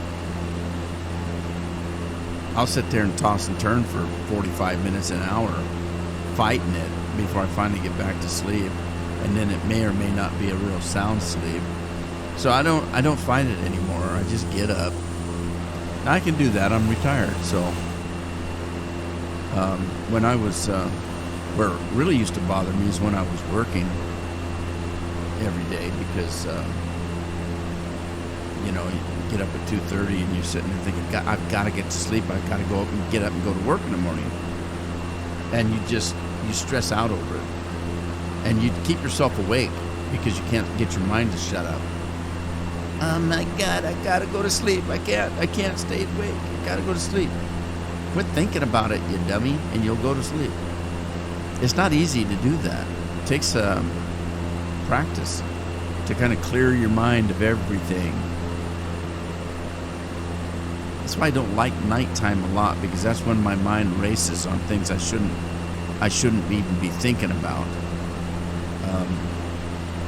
And before you get too carried away with that thought, I'm talking about mortality things.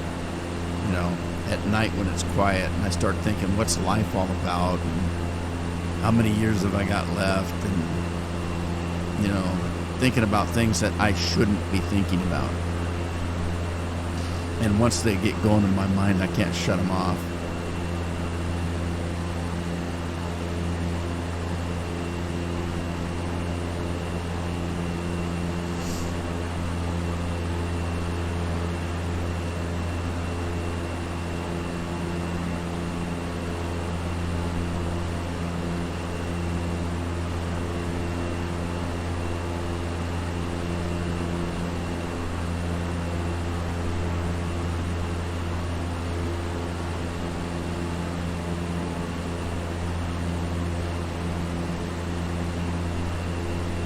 High Springs.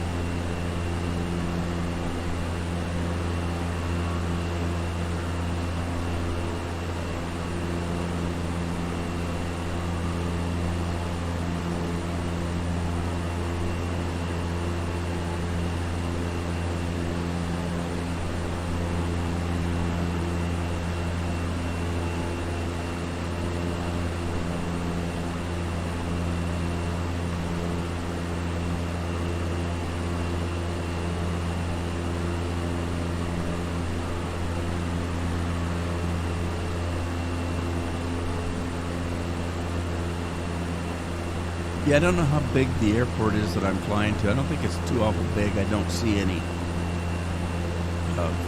glide slopes or anything like that. Whether there's ILS on it or not, I don't know.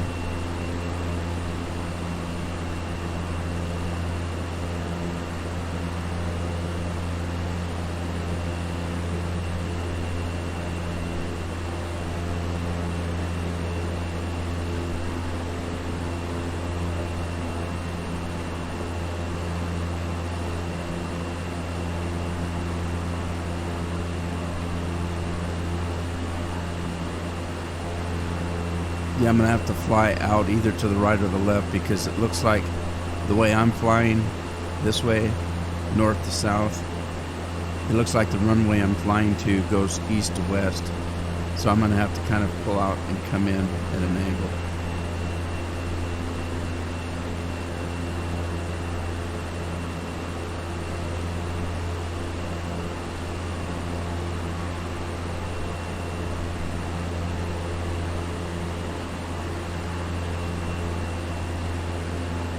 Lake City is where we're headed. A couple of little airports there. One of them's pretty small, Cannon Creek. We're heading to Lake City Gateway. Let's see what we got at Lake City.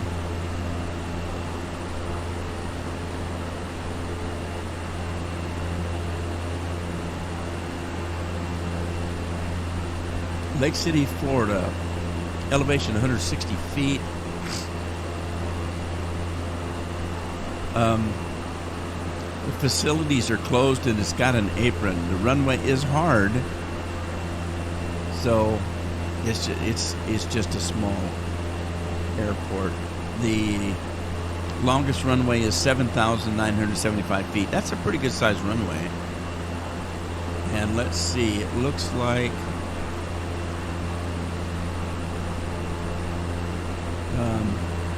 I don't see any wind. It says no wind. I hope that's accurate. At 10,000 feet,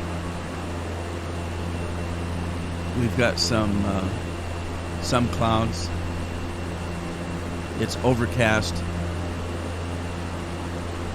Overcast at 4,900 feet, looks like. If I'm reading that correctly. Let me check the barometer before we get too close. See if it changed any. It did. It went up a little bit. Okay, so we can see the clouds coming in. But we're not there yet. Getting close, though. Lake City Air Park.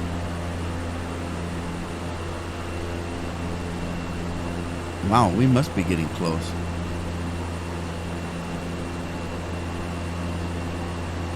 Oh, I see it. Yeah, no, we still got a few miles.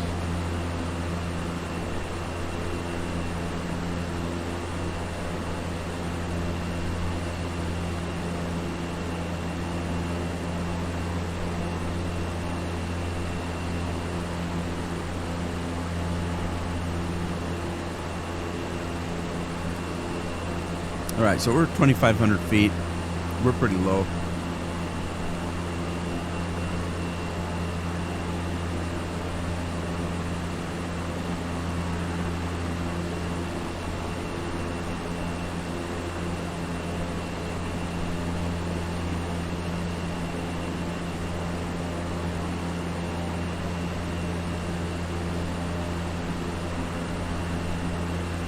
Wow, we're gonna run into. Are you kidding? We went through really dark clouds and we're getting cloudy weather coming into our destination. Come on. No instruments. We've got to be able to see the airport. There's a couple other airports around, so I'm not too concerned.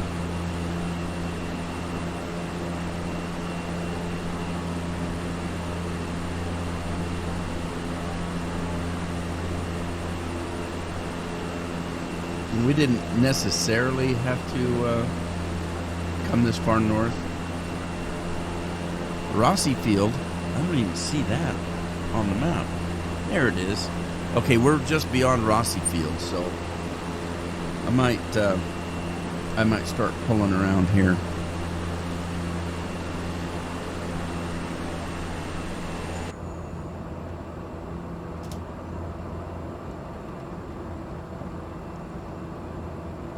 Come out this way a little bit.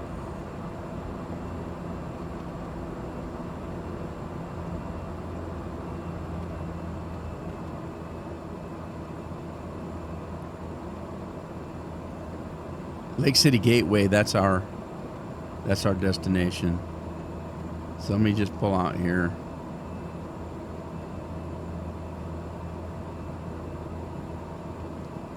Okay, I'm fighting the GPS.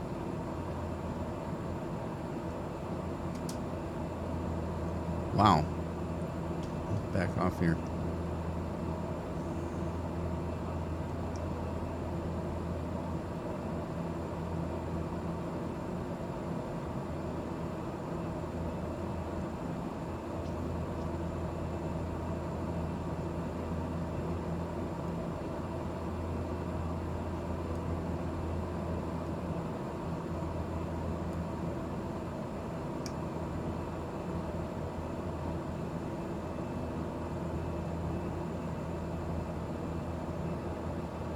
Okay.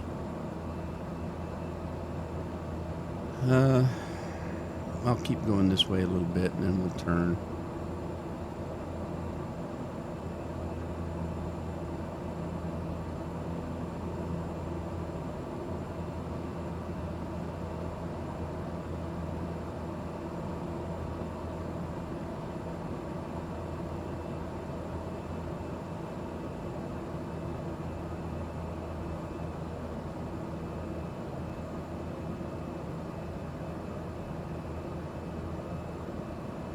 Wow, doesn't look like much of an airport.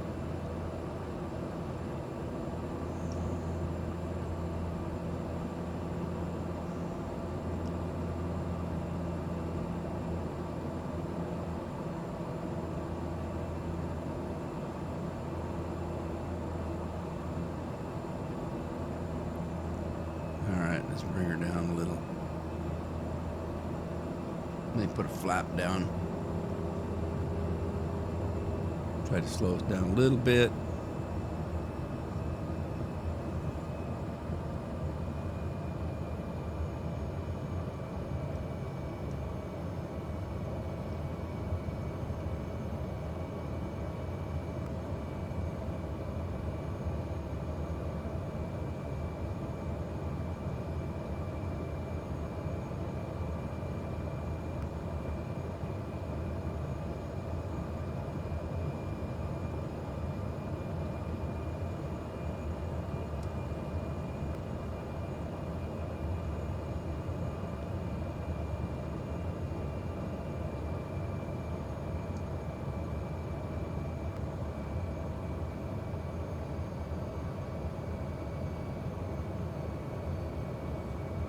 I never can get lined up just exactly where I need to be for some reason. And sometimes I do get lined up where I need to be, and then before I get there, I move out of position.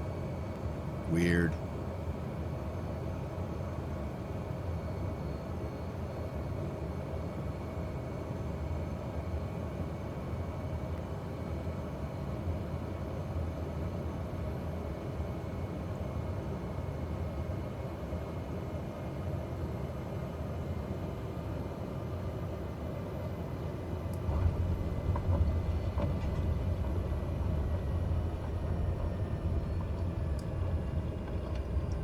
Alrighty, which side of the airport do I need to go on? There's the tower to the right. I'll go that way. Let me slow it down. Oh shit, I missed my turn. Pardon my French. I should have slowed down a little bit. Been trying to not use the brakes so much. I really slammed the brakes on, and as you notice, I've got lots of runway. So I don't necessarily think I need to do that so much. Am I? I guess there is a little road there.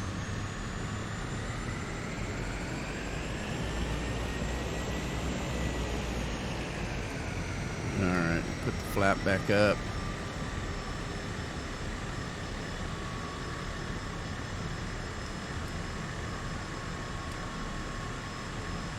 It's kind of weird that the tower's clear over there. But there's not much of an airport here, really, is there?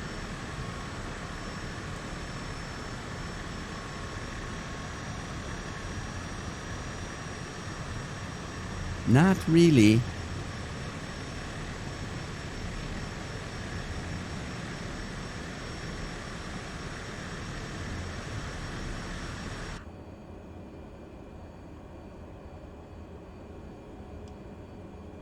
And they weren't kidding. That air sock right to the right, the air sock is just completely down. They weren't kidding when there was no wind. So now that I'm learning how to read the weather stuff,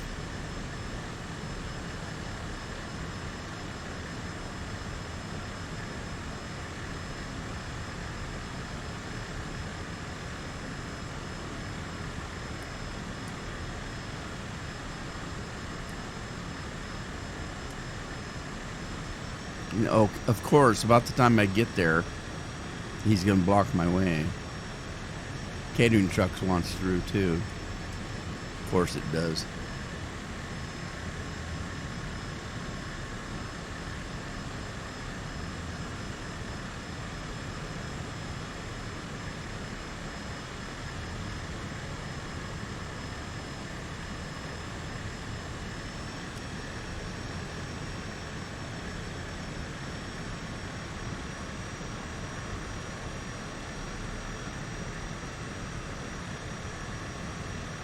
All right, I'm not going to turn in there.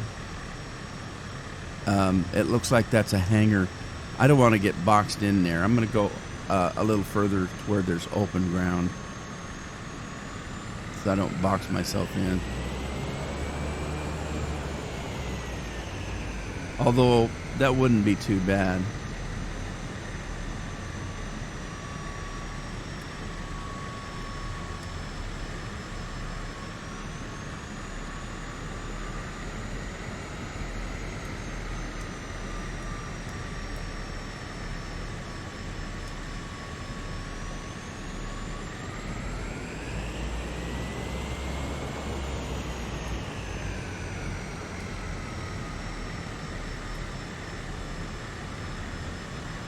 All right, there we go. So we are here. We have arrived. Let's shut some things down here. We're going to go over to the start here, and we will turn off the starter. That's on normal. That's on. That's on. We can turn the battery off, turn the avionics off. We've got all the lights on. We can kick all of them off. We can go up above and cut the fuel.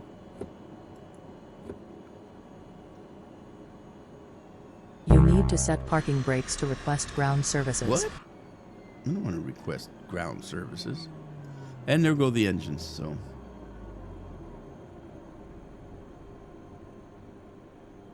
Because I cut the fuel off, right? Can you adjust that? Yeah, I guess I can. All right, well, we are down. We are here. Our next flight will be to the west. We will be heading west from Florida, in through here, in through Texas, and onwards to California. So, yeah, we're not going to make it to Texas. Texas is too far away. So we're gonna start off here. I'm gonna have to look at a real map and find out exactly what states we're going through here. But we're gonna come from this airport where we're at. We'll be heading north a little bit, kind of northwest, and get up into here, heading towards California. Once we get to California, we'll head up the west coast. There's Texas. Yeah, we're not gonna make Texas. Definitely not gonna make Texas. It may take us 2 days to get across Texas. But, yeah, we'll come over to the West Coast, and then we'll head back home to Oregon from there. So, hey, we're doing pretty good. We came clear across here, down to the Great Lakes here, and then down here to the southern states, into Florida. And now, once we finish all of that, we've got all this center area to go. I'm thinking about maybe finding a way to go from let's say Oregon, come down this way and come across the states this way, make a U around here and come back a little bit north of where we're going to be going tomorrow or the next day or the next trip. Anyway, I hope you had fun, and I hope you join me then. It is Easter weekend. If you have family, enjoy. And I will see you next time. Ta-ta for now.